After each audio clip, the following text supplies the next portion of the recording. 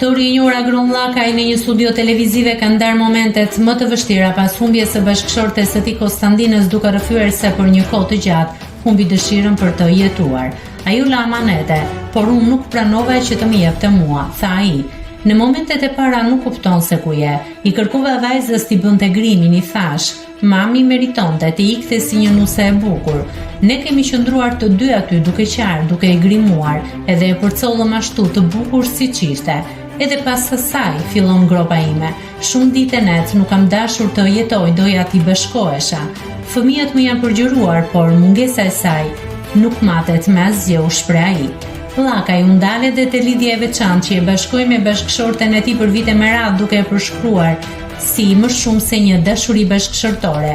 Në kujtimet që po shkruaj për librin Konstandina, i kam thënë faleminderit që nuk ma lëshove dorën kur.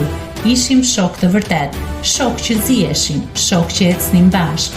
Unë jam një njeri toksor, nuk kam fluturuar ndonjëherë nga emri apo fama. Jam mes njerëzve, eci në këmbë, shkoj në punë, në këmbë. Rrëfimi i tij është një dëshmi prekse për dashurinë, humbjen dhe forcën që kërkon të vazhdosh jetën pas një dhimbjeje kaq të thellë. Nëse klikoni mbi butonin subscribe, do t'ju shfaqen të gjitha publikimet tona. Ju ftoj t'i bëni subscribe kanalit, të pëlqeni videot dhe të lini komentin tuaj.